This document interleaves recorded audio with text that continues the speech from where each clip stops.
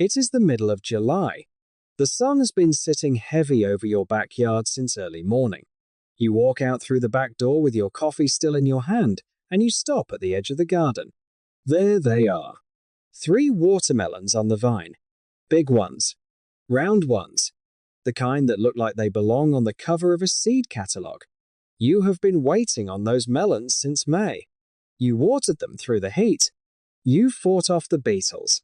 You watched the vines crawl across half your yard. And now they are sitting there in the morning light, and you think to yourself, today might be the day. So, you cut one. You carry it inside. You set it on the counter, and you slice it open in front of your family. And the flesh is pale. Not deep red. Not the kind of red that makes a child reach for a slice before you have even set down the knife. Pale pink. Watery. Almost no sweetness at all. 3 months of work. And a melon that nobody wants to finish. Now I want you to sit with that feeling for a moment. Because there is no bad luck in growing watermelon. There never was. Every farmer in this country who grew up with a kitchen garden knew exactly how to grow a melon that came out deep red, dense, and sweet enough to make a summer afternoon worth remembering. They had a set of practices. Old practices, passed from one generation to the next without ever being written in any book. And not one of those practices is complicated. Not one of them costs more than what you already have in your backyard. My name is Elias. I farm in Lancaster County, Pennsylvania, the way my family has farmed for 4 generations. My wife Esther grew up growing watermelons in her family garden. Her mother learned from her mother before her. And today, I am going to walk you through the 7 things the old farmers did to grow watermelons that were heavy, sweet, and deep red every single time. The seed, the soil, the hill, the bee, the vine, the water, and the weight.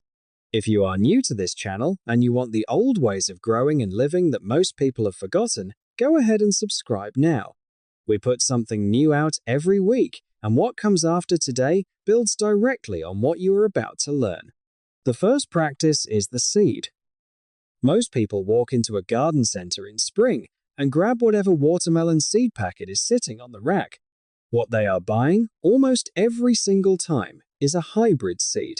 A seed engineered to grow a melon with a thick rind that survives 1,000 miles in the back of a refrigerated truck.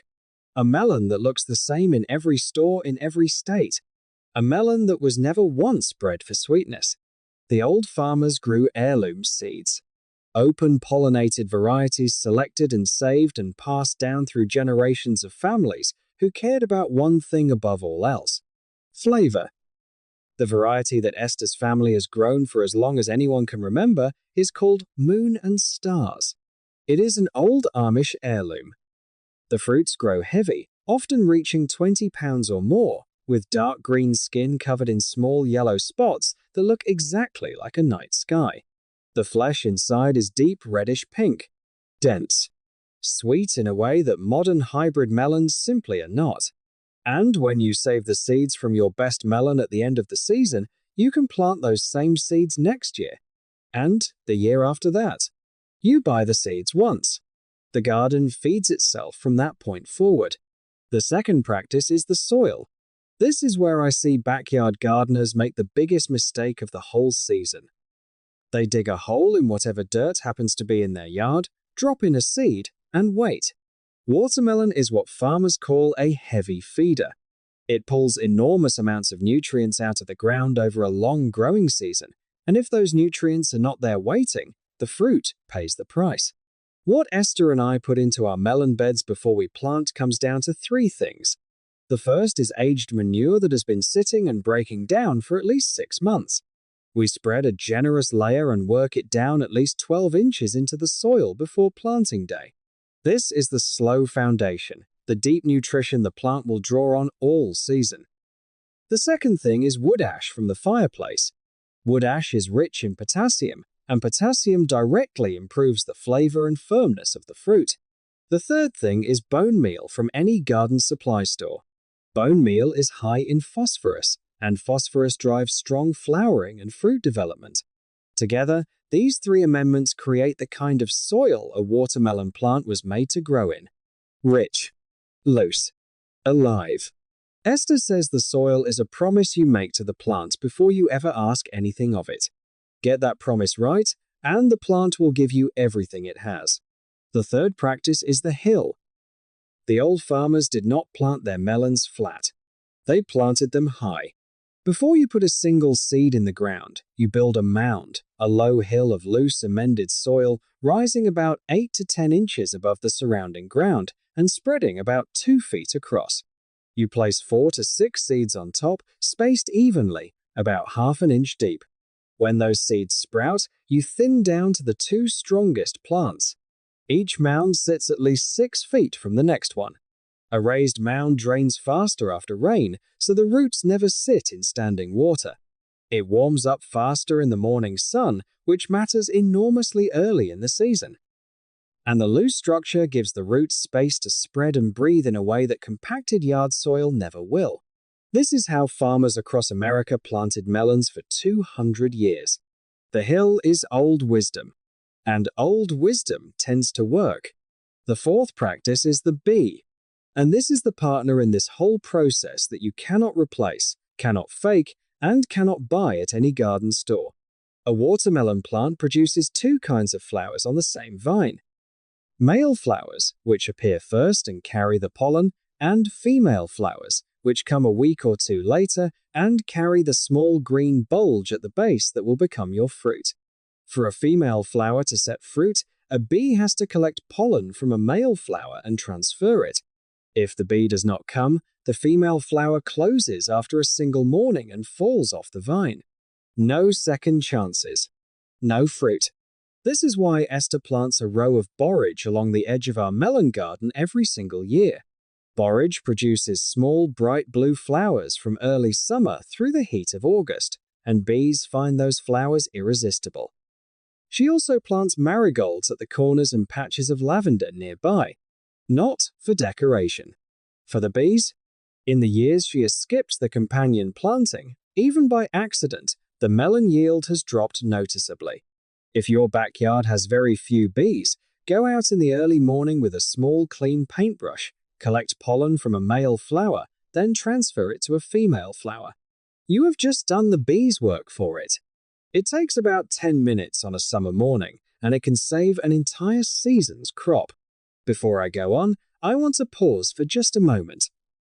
On this channel, Esther and I share the old Amish ways of running a home and a garden that save real money and build real independence, one season at a time. If you want the complete guide to everything we do across the full growing year, from seed saving to root cellaring to putting food by for winter, the link to our full homestead resource is down in the description below. The fifth practice is the vine. Most backyard gardeners look at vines spreading across the garden and think more vines means more melons. More vines does mean more melons, but more melons does not mean better melons. A watermelon vine has a fixed amount of energy to give across a season. If that energy is spread across 10 or 12 melons, each one gets a small share, and the result is fruits that are undersized and pale and lacking the concentrated sweetness that makes a truly great watermelon. But if you focus all of that energy into just 3 fruits, those 3 fruits get everything. Every bit of sugar the plant produces across the whole summer goes into those 3 melons. Around 40 days after planting, you choose the single strongest main vine and remove the secondary vines with a sharp knife. When that vine sets fruit and small melons begin to develop, you let 3 continue and remove the rest. Just 3 per vine. In the first 3 to 4 weeks after planting, feed the plant with fish emulsion weekly because the plant needs nitrogen to build strong leaves and roots. Once the vine starts to flower, stop the nitrogen and switch to bone meal and kelp because phosphorus and potassium are what flowering and fruiting require. And when the melons reach roughly the size of a softball, stop all fertilizing entirely. The plant needs to shift its full attention from growth to ripening, and adding more nutrients at that stage only interferes. The sixth practice is the water. The old rule here feels completely counterintuitive the first time you hear it. Watermelon is 90% water by weight, so the natural assumption is that the more water you give it, the better the fruit will be. But that assumption is exactly backwards when it comes to sweetness. During the growing season, your plants need about 1 to 2 inches of water per week, delivered slowly and deeply at the base of the plant using a soaker hose or drip line, never overhead sprinklers. But when the melons are about 2 weeks away from harvest, you begin to reduce the water significantly. And, in the final 7 days before you cut a melon, you stop watering almost completely. What happens inside the fruit during that final week is exactly what you have been working toward all summer. The sugar concentrates. The flesh firms up. The result is a melon that is measurably sweeter and denser than one that received water right up until the day it was cut. Dry weather in the final weeks of summer makes the sweetest melons.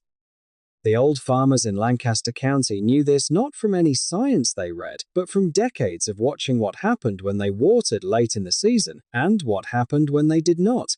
Your job as a backyard grower is to create that dry finish on purpose, even when the rain wants to do otherwise.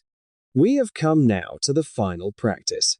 And in some ways, it is the hardest one of all. Not because it requires skill or special knowledge, but because it requires patience. A watermelon does not continue to ripen after you cut it from the vine. The moment that stem is severed, whatever sweetness is in that fruit at that instant is all the sweetness it will ever have. What you pick is what you get. The melon will tell you when it is ready if you know what language it is speaking. The first sign is the tendril, the small curling piece of vine growing right at the point closest to the fruit. When the melon is still developing, that tendril is green and alive. But when the melon reaches full ripeness, the plant stops sending energy to that tendril, and it dries from the tip inward, turning from green to brown to a completely withered little curl. When that tendril has gone fully brown and dry, the plant itself is telling you it has finished its work. That is the signal the old farmers waited for above all others. Not the thump, not the size, not the calendar. The tendril, because the tendril does not lie. The second sign is the field spot, the pale patch on the underside of the melon where it has been resting against the ground all season. A deep buttery yellow means fully ripe. A white or pale spot means not yet. Check the underside every few days as harvest approaches. When that spot transitions from white to a rich, creamy yellow, the melon is ready. The third sign is the skin itself. A ripe melon loses its shine. The skin goes from glossy to dull, almost matte in appearance. When you see all three of these signs together, the brown dry tendril, the deep yellow field spot, and the dull matte skin, you do not need to guess. You do not need to hope. You know. Cut it that afternoon. Carry it inside. And slice it open in front of your family the way Esther and I have done at the end of every August for as long as we have been farming this land together. So, let us bring it all together. The seed, an heirloom variety selected for flavor, not for shipping.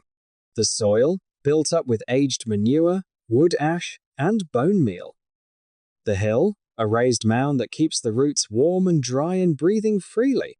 The bee, invited in through companion planting. The vine, pruned to a single main stem and limited to 3 fruits. The water, delivered deep and slow through the season and pulled back completely in the final week. And the weight, reading the tendril and the field spot and the skin until all 3 signs tell you the time has come. Why did this knowledge disappear? There is no money in teaching a family to save their own heirloom seeds. The seed companies do not profit from a gardener who never needs to buy seeds again. There is no money in telling someone that wood ash from their fireplace and aged manure from a local farm can replace expensive bags of synthetic fertilizer. So the knowledge quietly stopped being passed from grandmother to mother, from farmer to neighbor, from one generation of gardeners to the next. And a whole country full of people with perfectly good backyards now plant hybrid seeds into unprepared soil, water them wrong, and harvest them too early, and then wonder why their homegrown watermelons taste no better than the ones they could have bought at the store. You do not have to wonder anymore. Order 1 packet of Moon and Star's heirloom watermelon seeds. Build 2 or 3 planting mounds in the sunniest corner of your yard. Prepare the soil the way we talked about today. Invite the bees. Prune the vine at 40 days. Pull back the water in the final week. Read the signs. And then cut that melon open in front of your family on a Saturday afternoon in late August. Let them taste what a watermelon is actually supposed to taste like. Deep red flesh all the way to the rind. Dense and heavy. Sweet in a way that makes everyone at the table reach for another slice before the first one is finished. Once your family has tasted a melon grown that way, they will never let you go back to the other kind again. Tell me in the comments below which of these 7 practices was new to you today. And if your family has its own tradition of growing melons in the backyard, share it. The small handed-down details are exactly the kind of knowledge that gets lost when nobody writes them down. I read every single one. Next time, since we have been speaking of soil and roots and what goes into the ground before anything comes out of it, I am going to show you how Esther and I make our compost the old way. 3 ingredients. No turning required. No unpleasant smell. Just rich black material ready by spring to go back into the garden that fed your family all summer long. Until then, remember that the sweetest watermelon you will ever eat is already waiting inside a small paper packet of heirloom seeds. The old farmers knew how to unlock it. And now, so do you.